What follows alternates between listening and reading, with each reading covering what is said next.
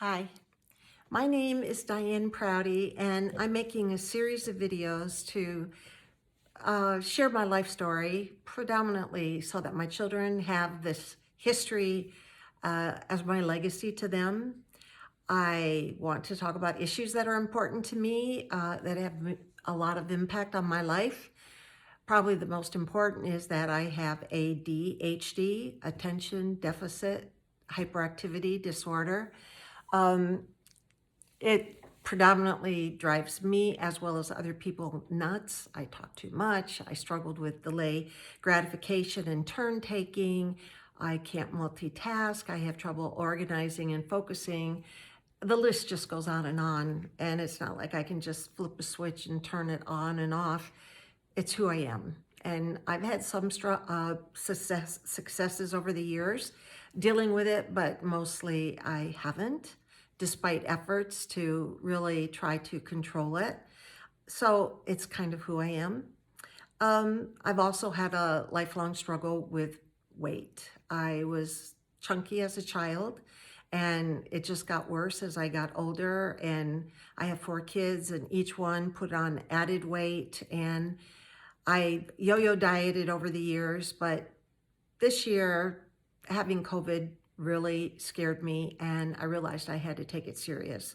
So I'm using a research-based approach. I'm working with a dietitian, a nurse practitioner who deals with metabolism and exercise. I'm working with a trainer and a therapist, and I'm using Noom, which deals with the cognitive, sort of psychological issues that affect weight. So I'm taking it slow, and I hope this time I'm taking it off for good. I also want to talk about living in a complex blended family, and the challenges, but also the joys of that. I also want to talk about being a grandma of 10 at the age of 70, dipping her really big toe into that really freezing cold pool of online dating. I started because of COVID, because I got hallucinatory nightmares, long story. But eventually I decided, hey, give it one last shot. And so the scammers, the players, the married men, the men who don't really want to commit, just want hookups. So I'm going to talk about the challenges and successes, at least for friends, that I've had with this. And finally, I want to talk about issues that have affected my life in a 40-plus year career working as an educator, predominantly in international development, or ACA, as most people know it, foreign aid. And the challenges as well as the joys and learning and growth that has come from living and working overseas, predominantly in sub-Saharan Africa. But I also lived in Egypt until I got evacuated during the Arab Spring. I've worked in Southeast Asia. I've worked in Macedonia. I've worked in the Caribbean. I've just had the pleasure of working in so many places, and more importantly, making friends around the world. So today's story, I want to talk about the rights and roles and responsibilities of women, and what I've learned over the years about this, and some of the more difficult stories that affect my view and that certainly affect the lives of the women overseas. One of the first things that sort of I realized was what my own relationship was with the broader men, as in the communities where we lived, and as well as with my own husband. The fact that I didn't speak French when we went to Africa isolated me horribly. And I found that extremely frustrating, and it really put a burden on my ex-husband, Bob, because I not only defined myself, but everybody else defined me through who he was. And for someone who had a strong personal identity, and at that time, sense of agency, that was really a very destructive factor in my life. And as the years went on that we lived in what was then Zaire, and over 5.5 years, it really made an impact on me and had a huge, was a huge factor in my decision to pursue my education and particularly my research on the education of girls and how the local culture affected women in general. When we went to Africa, Danny wasn't sleeping through the night.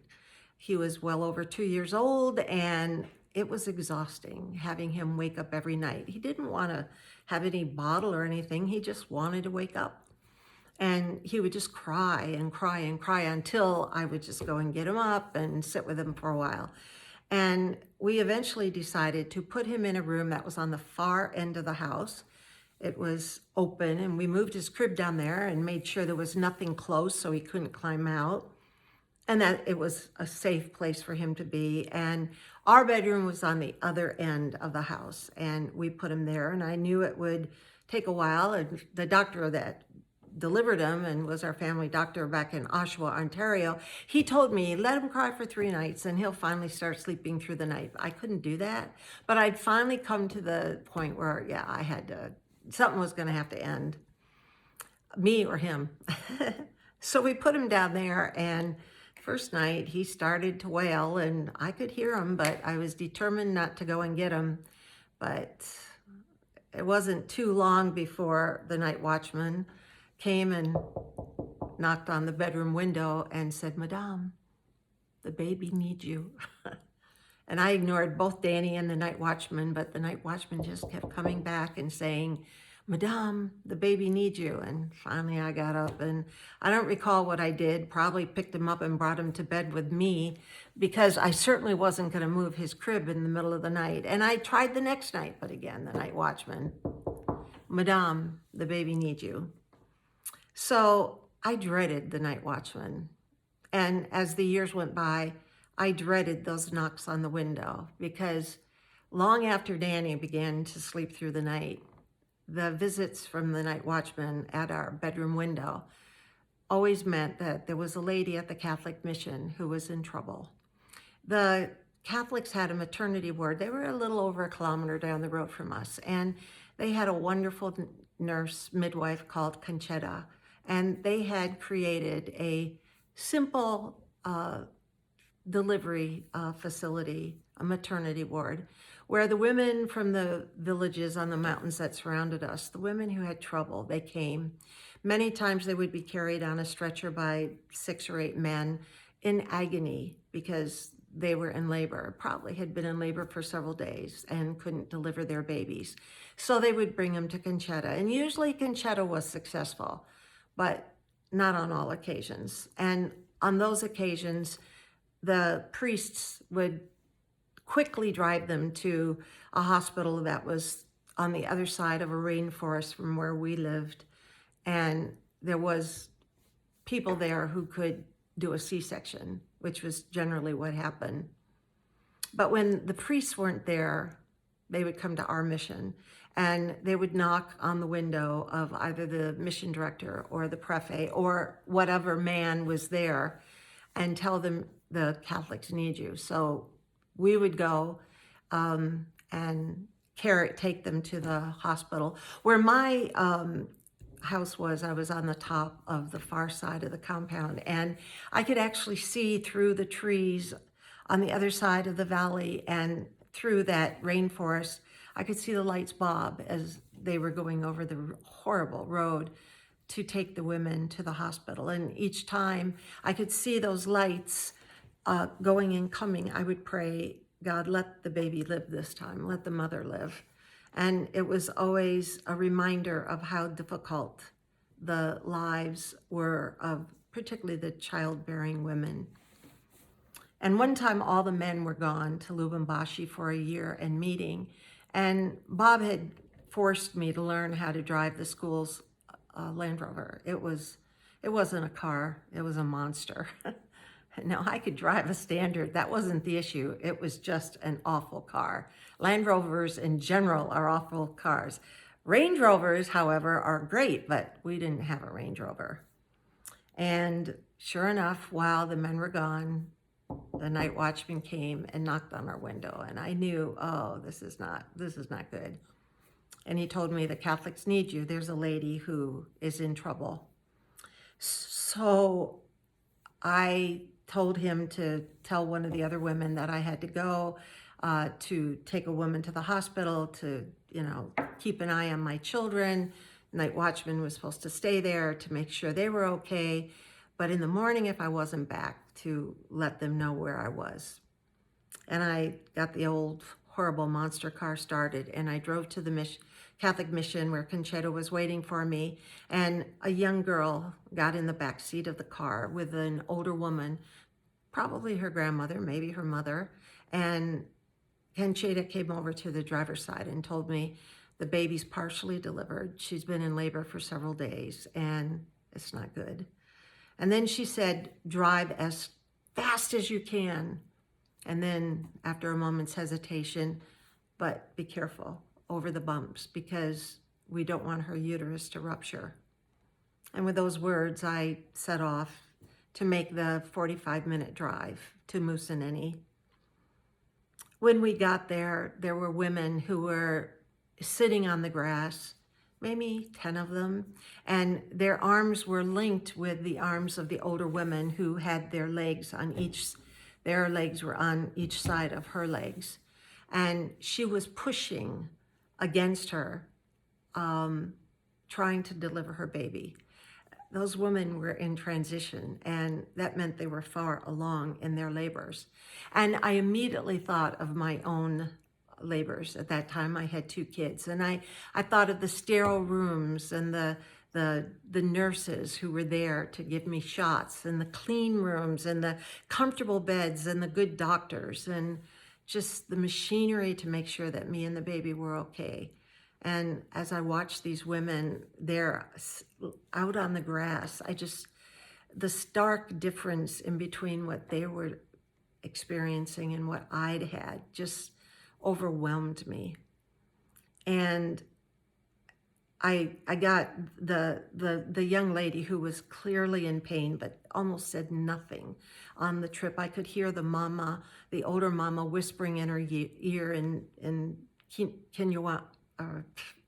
Kanandi, and I'm sure that she was whispering words of encouragement and love, but it was clear that it was not easy for her. And I quickly ran up the stairs as she slowly made her way up the stairs to the inside of the hospital. And there was a big foyer with one bench in this room with 2 locked doors. And I went over and I pounded on the one door, and I kept saying, Conchetta sent someone here.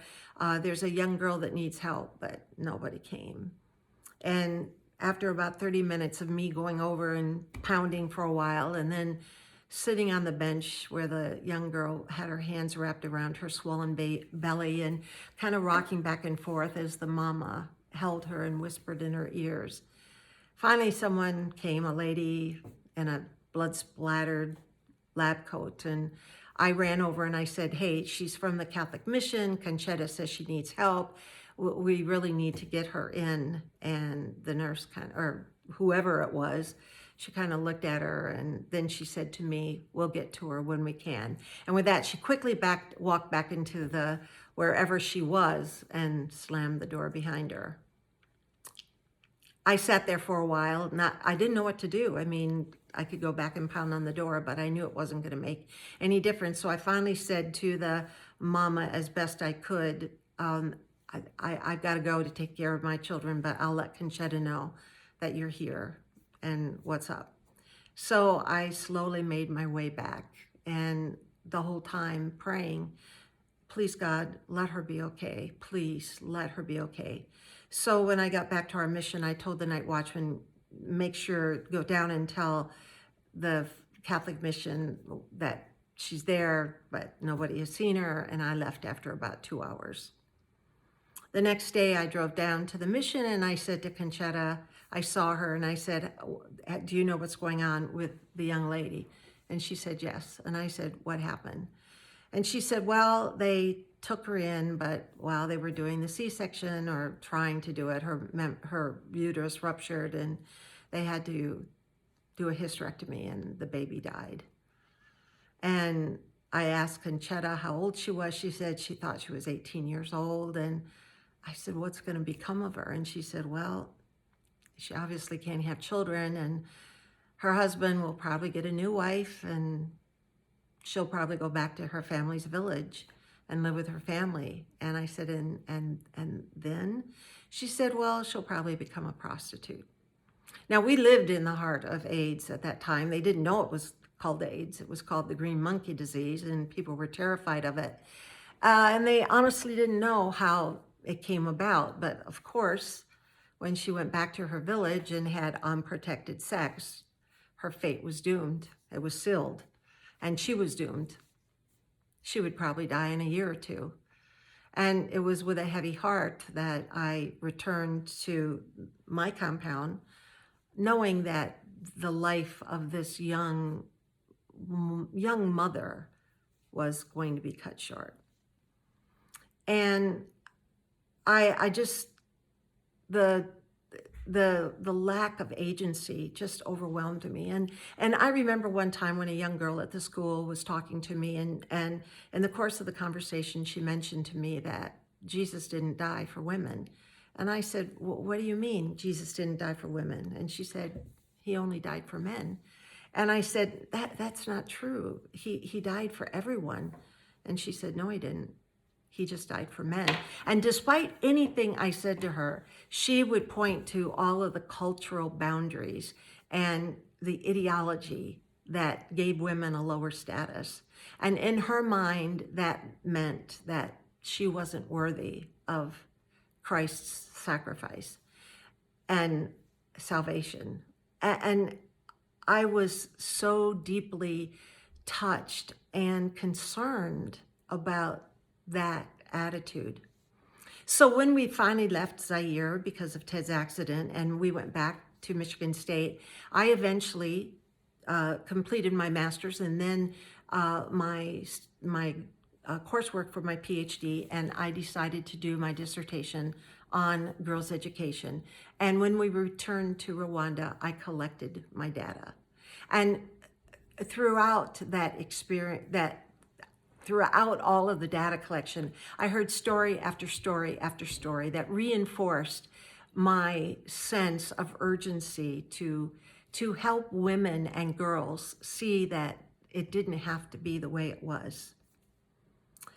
One of the women who taught at the school, there were 3 women, the principal's wife, the pedagogy teacher, and the English teacher.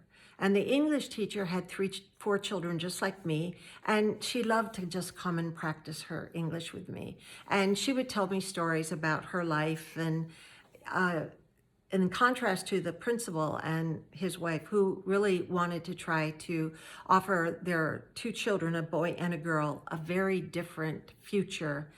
The English teacher, she was in a much more traditional marriage, and she really bought into a lot of the boundaries that were placed on women, whether it was all of the regulations and the process of bride price and bride wealth, or limiting a girl's education. She wasn't convinced that things could be different. And one of the things that she would talk to me a lot about was her husband's youngest brother, his wife and children. His brother had been killed in a car accident when he was 27. And at the time of the accident, he and his wife had 3 children. I don't remember what the first 2 were, but the youngest was a little boy. And he was like, when I first started my data collection, 6 months old. And she would tell me all kinds of stories about what was going on with him. Her husband was the oldest, so he had the responsibility to help her, his younger brother's wife, widow. And I can remember she told me about when they circumcised the little boy and how he was fussy, and it was hard for the whole household to sleep because he was obviously not feeling good. And about the same time that that happened, a volcano in Zaire went off, and it was dropping a lot of ash and just nasty stuff was in the air. That affected us all. We got sore throats, and I had trouble breathing, and there was just dust everywhere. It was just really nasty. And one day she came to work, and she really looked awful. And I could tell she hadn't slept well. And I said to her, "Oh, the baby was fussy again." And she said, "Yeah," and kind of nodded her head. But I could tell that there was something really not right. And eventually she said, "No, that's not why I didn't sleep last night."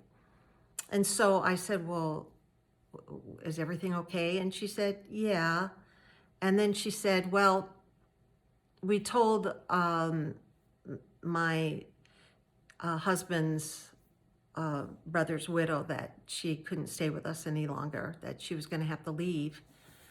And I said to her, "Well, what is she going to do? What's going to happen to her and the kids?" And she looked at me and she said, "Well, we keep the kids." And I said, "What?" She said, "Yeah, the kids belong to my husband and me." I said, "They belong to you and your husband?" She said, "Yeah. And everything that they had, all their belongings, belonged to me and my husband." Now, she maybe thought I understood all of the issues and regulations of the bride price process, but I was stunned. And I said to her, you're going to take her children away from her?" And she said, "That's how it works." And she then explained that the mother had cried all night because she was going to be forced to give up her children. And at that moment, my heart it nearly stopped. I couldn't even imagine the pain that she must have felt. And I said to her, "Well, what's going to happen to her?" And she said, "Well, she's going to go back to her village." And she said she lives in a very remote part of Zaire. And where she comes from, young men just don't die like that. And they're just going to believe she's a fetisher or a witch. And they're going to think she put a fetish on her husband, and that's why he died. And who's going to want to marry a fetisher? And then she explained she will probably go live with her parents, but she'll become a prostitute. And again, I thought about, and by that time, when we returned to Rwanda, we knew that the disease, the green monkey disease, was a sex, it was passed on through fluids in the body, and one of them was having sex. And again, that overwhelming sense of doom and the fate being sealed for a young woman just overwhelmed me. And I struggled with all the stories that I was hearing as I collected my data. Women who would tell me they stay in abusive marriages just so that they wouldn't lose their children. And I at times became angry. I knew I couldn't say anything to people and talk about their attitudes. The math teacher in the school, he would say horrible things to and about the girls, and he would commonly call girls who struggled to the board to solve a problem, and when they couldn't, he would make a comment like, "Well, do I need to call a boy up here to show you how to do it?" And it was just so difficult. And there was one particularly bright girl in that classroom, bright student in that classroom, and he would always challenge her in terms of the work she would do. And what he would do is give them a problem to do. He'd write it on the board, and then they were supposed to write it and solve it in their cahier. And Josie sat in the back of in the room where she was surrounded by boys. They were in the 5th year, and there were far more boys in the room than girls. Many of the girls had already dropped out, but Josie was a star student. And I'll never forget the day that she raised her hand to say she was done, and he came to look at her paper, and all the boys around her were still struggling to do the problem. And he looked at her, what she had done, and then he said to her, Which boy did you cheat off of?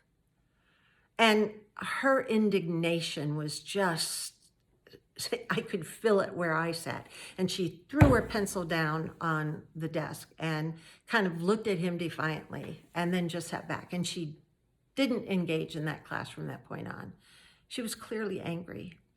And while I was collecting my data, Margaret Thatcher was the prime minister, and the students were fascinated by my laptop. They had never seen one before, and they would ask questions like, where do the words go? And what language does your computer speak? And I can remember with their shock when they said, does it speak Kinyarwanda, which was the language of Rwanda? And I said, well, yeah. And they'd say, show us. And I'd say, well, you have to tell me what to type because I have to type it in. And they were just like stunned when they could see that it could type in Kinyarwanda. But Josie never would talk to me. All the other students would, but never Josie. And I'll never forget one day when some of the students earlier that day had been talking to me about, would the United States ever have a president, a female president? And at that, I said yes. And fully thinking that by time it was 2021, there would be a woman president, but anyway, that's another story. And all the students had left and I was gathering up my stuff because I would be leaving, and she came over, and all my efforts to talk to her before she had rebuffed. But that day she came over and she was so angry, and she just stomped over to where I was and began lashing out at me. And her words stung. She said to me, how dare you come and talk to me about my rights? How dare you talk to me about going to college and pursuing my dream? How dare you? That's the white woman's opportunity, not mine. And she pointed to a lady who was pregnant out in the field. And she said, you see that lady out there? And I said, yes. And she said to me, she has a baby on her back. She has a baby in her belly, and she has a baby by her side. And that's me. That's my future. And with that, she stormed out of the room. At first, I wouldn't acknowledge that conversation. I was too stung to accept it. I was too hurt that she didn't buy into anything I was saying. I was so concerned that I had upset her so much. And then another thing happened when I was gathering my data that also underscored just how difficult things were. And I was gathering, I had one of my students help me collect the data because I couldn't speak Kinyarwanda. So he went to the French class and the Kinyarwanda class. I did the math and the pedagogy. And one day he came to me and he said, Madame, the students don't think you're really married and they don't believe you have children. I said, really? And he said, yeah. So I thought, And I arranged with my ex-husband to come one day and observe one of our students who was doing student teaching there. And I planned to have a picnic at the beach after I collected my data. And so Bob and the kids were along with me. And I did it so that we arrived when I knew the students would be in their break. And they were used to my car pulling in, but they weren't used to my children piling out of the car. And they got out, and Bob immediately began playing volleyball, I think it was, as well as our oldest son, with the boys. And the girls came over and crowded around me and Heather and the two other boys and just asked questions about us. And the kids talked to the students in the school. And I went into one of the classes and Bob went into the other as the kids amused themselves. And then when we were both done, we left and I drove off we drove off to the beach to have our little picnic. And the next day when we came back to the school and Aziel and I had both collected our data when we were driving back, Aziel said, Madame, there's something interesting going on. And I said, what? And he said, the boys are angry at you. I said, why? Why are they angry at me? And he said, because they saw that you do have children and they think that it's wrong that you're doing what you're doing. I said, really? And he said, yeah, they think it's against God's nature that you're not home with your children. And I said, seriously? And he said, yes, madame. Well, I began noticing what happened, and it was about 2 weeks before most of the boys talked to me again, but there were 4 boys, and interestingly, 4 of the brightest boys in the school who never talked to me again for the rest of my data collection period, and that was about 6 weeks. Never talked to me again, and continued to tell Aziel that I was breaking God's law because I was working at the school as well as collecting the data. And that was a real shocker to me. And throughout the time I was collecting my data, the students, my own students, would say things to me like, Madame, we don't understand what you're doing. And one actually said to me, Madame, I listen to your words and I wonder what the situation is for my mother and your worldview. Where do you put women who are not well educated and who want to do things and have a career like you have and you talk about for the girls in our classrooms? And it really challenged me to think about that. And honestly, at that time, I didn't have any answers for him, although I agreed with him that it was a huge challenge. And then one day I would make random visits to the primary schools because at that time, UNESCO and UNICEF really looked at enrollment data for girls, all students. And it masked what was really happening to the girls because the parents would enroll their daughters, but then not send them. And unless the girls were getting FaceTime in classrooms, they weren't learning. And so I would go to the schools, I would check the official records against the attendance records. And the school wouldn't know when I was coming. I would just show up. I had the permission from the government to do that. And there was clearly a discrepancy.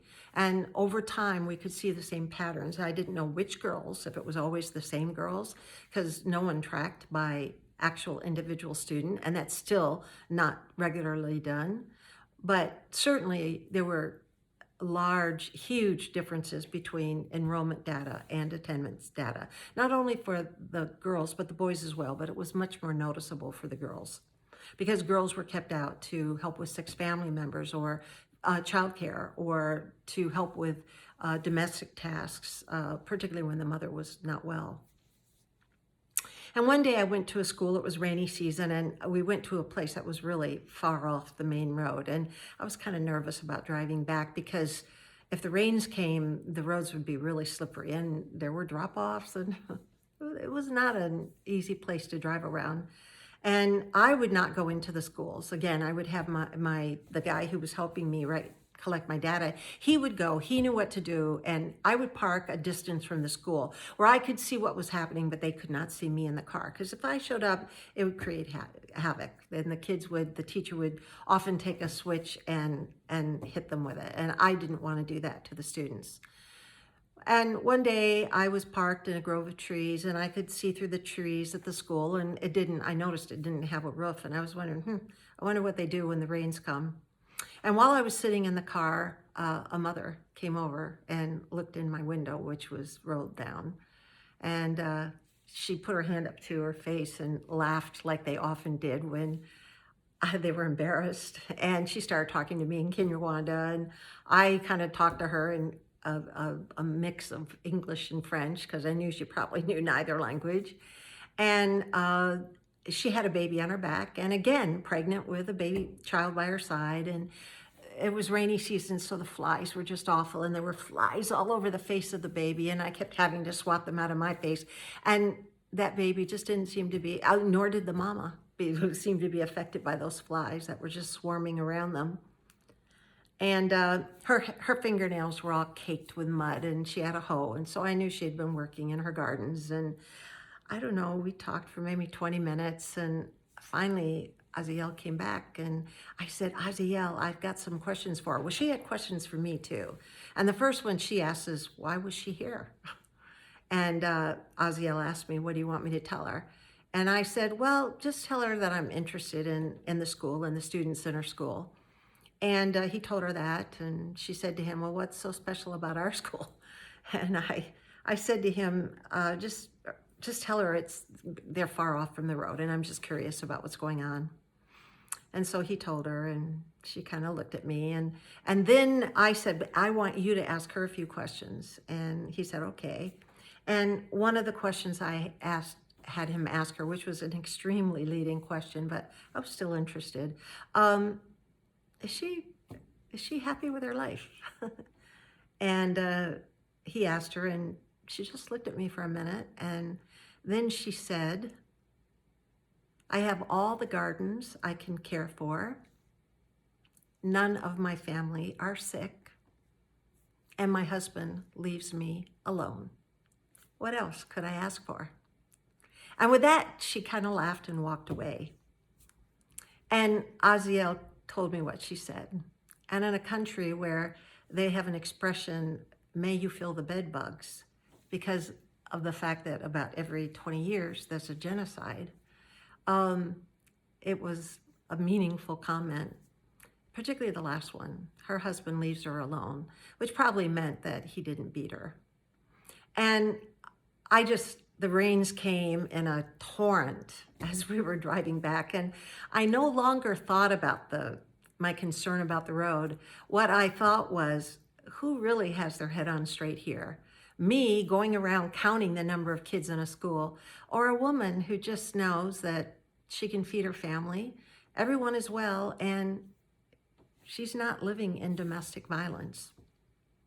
One of the last things that happened as I collect data for my research was before we had to leave unexpectedly because my oldest boy got hurt, was when I went out to a village, and there was an old guy there, and in the course of my doing whatever it is I was doing, he made a comment to me, and he said, I can tell that you don't believe in educating girls any more than I do by the questions you're asking.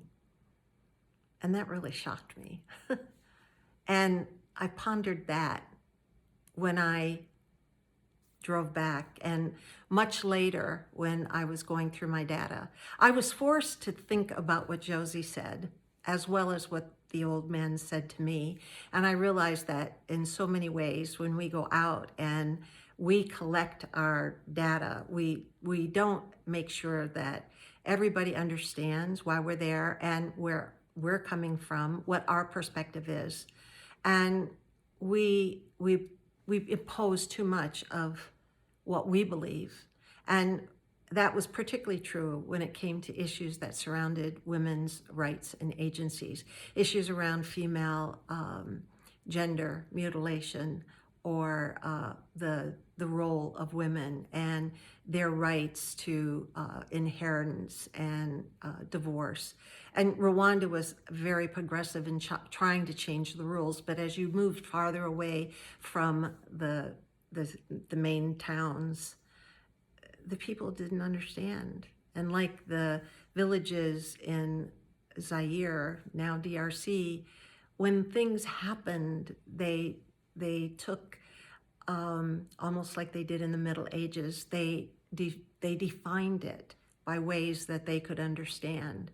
And it was unnatural. So somebody had to do something to cause those deaths, or to explain why a young mother loses her baby. And those are things that still trouble me to this day. And they're things that in my own life, I still have to think about agency for myself, for my daughter, for my granddaughters, and how my sons and grandsons are being raised to make them sensitive and ensure that they don't pass on the gender bounding that has so affected every culture in the world. If you want to get a really good book, that I would highly, actually two. One is Carol Gilligan in a different voice, and the other is Gyne Ecology by Mary Daly. Those are two books that had a huge impact on my thinking. And if there's anyone among you who would like to learn more about these issues, check out those books. So that's my story for today.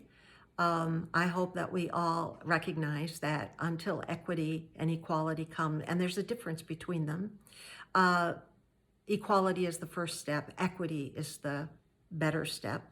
Until it comes for women, for people of all religions and color and gender identification and orientation, until we ensure that the rich and the poor have the equal opportunity and can achieve the better outcomes with those opportunity, we are going to have tremendous struggles in this world.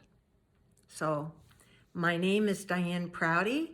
If you like my stories, subscribe to my channel and share my link and stories with your friends. Thank you. Have a great day, and we'll talk again.